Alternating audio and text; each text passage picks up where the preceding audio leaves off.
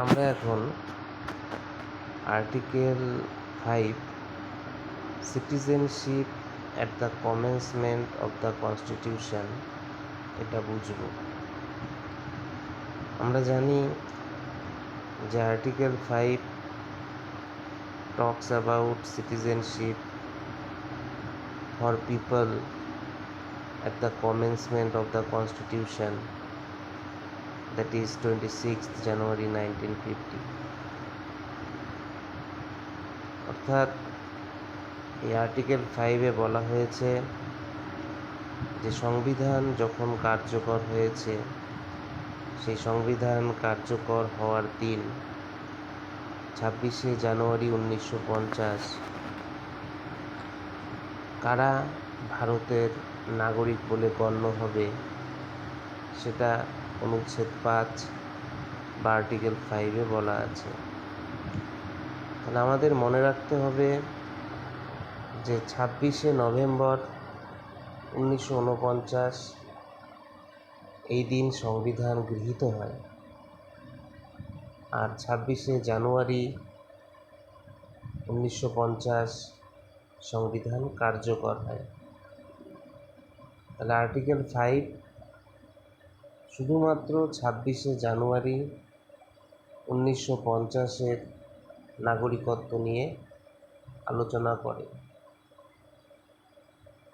Under this article citizenship is conferred আপন every person. বলছে এই যে আর্টিকেল 5 এই অনুচ্ছেদ অনুযায়ী প্রত্যেক ব্যক্তিকে নাগরিকত্ব প্রদান করা হবে। আর কনফার্ড আপন মানে হচ্ছে প্রদান করা হয়েছে। তো কাদেরকে নাগরিকত্ব প্রদান করা হবে? যে who has his or her domicile in Indian territory, অর্থাৎ যার ডোমিসিল, যার স্থায়ী আবাসের অভিপ্রায় ভারতের মধ্যে রয়েছে। ডোমিসিল কি? ডোমিসিল শুধু ভারতে থাকা নয়, বরং ভারতকে নিজের স্থায়ী দেশ হিসাবে মেনে নেওয়া, ভবিষ্যতেও ভারতে থাকার ইচ্ছে থাকা, এটাই ডোমিসিল। আর্টিকেল 5 বলেছে যে যার এই ডোমিসিল ভারতের মধ্যে রয়েছে, স্থায়ী আবাস ভারতের মধ্যে রয়েছে, সে ভারতের নাগরিকত্ব পাবে। অ্যান্ড এখানে একটা গুরুত্বপূর্ণ বিষয় আছে যে শুধু ডোমিসিল থাকলেই হবে না, ডোমিসিল প্লাস নিচের তিনটির মধ্যে যে কোনো একটি শর্ত পূরণ করতে হবে। হচ্ছে who was born in Indian territory, অর্থাৎ যে ব্যক্তি ভারতের ভূখণ্ডে জন্মগ্রহণ করেছে। ধরো রাহুল কলকাতায় জন্মেছে, তাহলে তার ডোমিসিল কি ভারতে, তাহলে সে আর্টিকেল 5 অনুযায়ী ভারতের নাগরিক। 2 নম্বর কি বলছে? Whose either parent was born in Indian territory. Bangla অর্থ কি? যে যার বাবা অথবা মার মধ্যে অন্তত একজন ভারতের ভূখণ্ডে জন্মগ্রহণ করেছেন। Whose either parent was born in Indian territory, তাহলে যার বাবা অথবা মার মধ্যে অন্তত একজন ভারতের ভূখণ্ডে জন্মগ্রহণ করেছেন। এই আইদার মানে কি? দুজনের মধ্যে যে কোনো একজন। তাহলে আইদার প্যারেন্ট মানে দুজনের মধ্যে একজন, অর্থাৎ বাবা ভারতে জন্মেছেন অথবা মা ভারতে জন্মেছেন, তাহলেই হবে। উদাহরণ কি?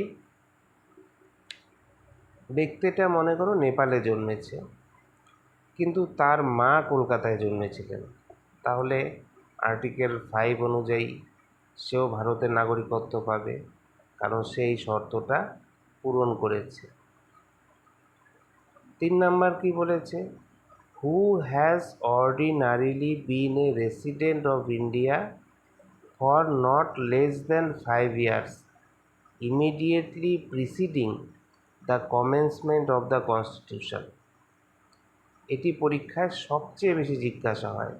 আমরা যদি লাইন ধরে এক্সপ্লেন করি, ordinarily been a resident of India অর্থ কি? সাধারণভাবে বা নিয়মিতভাবে ভারতে বসবাস করছে। For not less than 5 years অর্থাৎ কমপক্ষে 5 বছর, 5 বছরের কম হলে চলবে না। ইমিডিয়েটলি প্রিসিডিং মানে ঠিক আগে, the commencement of the constitution অর্থাৎ সংবিধান কার্যকর হওয়ার দিন, অর্থাৎ 26শে জানুয়ারি 1950।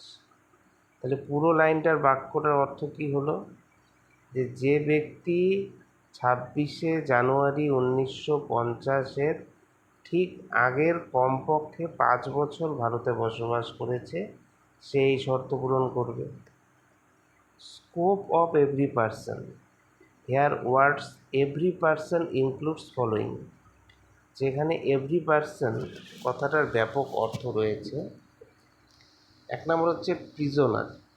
এভরি পার্সন কোথায় ছিল কথাটা? এভরি পার্সন কথাটা ছিল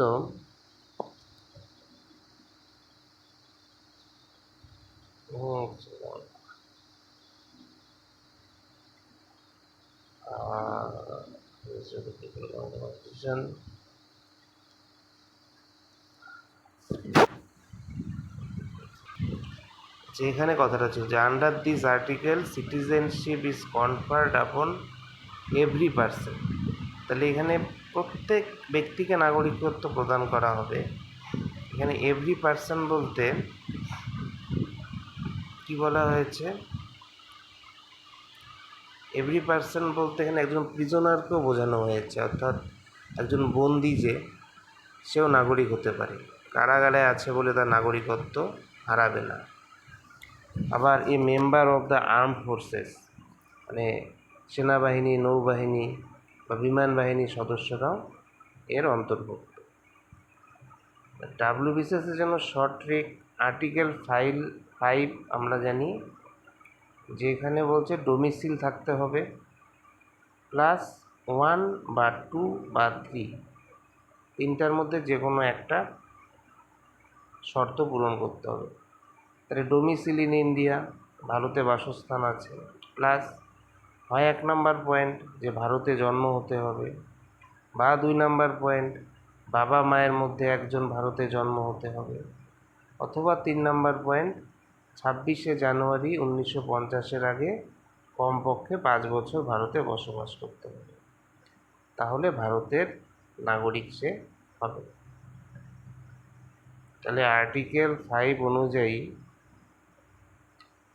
সংবিধান কার্যকর হওয়ার সময় 26শে জানুয়ারি 1950 যে ব্যক্তির ডোমিসিল ভারতে ছিল এবং যিনি ভারতে জন্মগ্রহণ করেছিলেন, অথবা যার পিতা মাতার একজন ভারতে জন্মগ্রহণ করেছিলেন, অথবা যিনি সংবিধান কার্যকর হওয়ার অব্যবহিত পূর্বে কমপক্ষে 5 বছর ভারতে বসবাস করেছিলেন, তিনি ভারতের নাগরিক বলে গণ্য হবেন।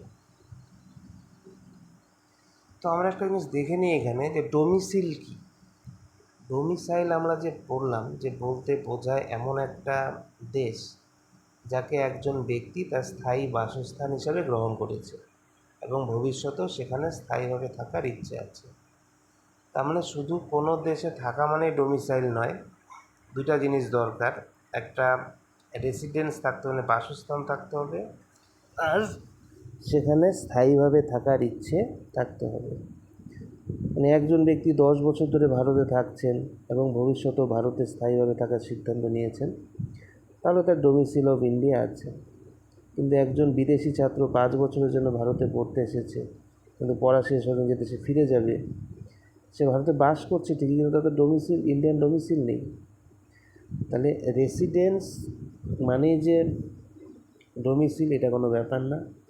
রেসিডেন্স মানে কোনো স্থানে বসবাস করা, আর ডোমিসিল মানে কোনো স্থানে বসবাস প্লাস স্থায়ীভাবে থাকার ইচ্ছা। তাহলে ডোমিসাইল হলো সেই দেশ যাকে একজন ব্যক্তি তার স্থায়ী আবাস হিসাবে গ্রহণ করেন এবং স্থায়ীভাবে বসবাস করার ইচ্ছা রাখেন।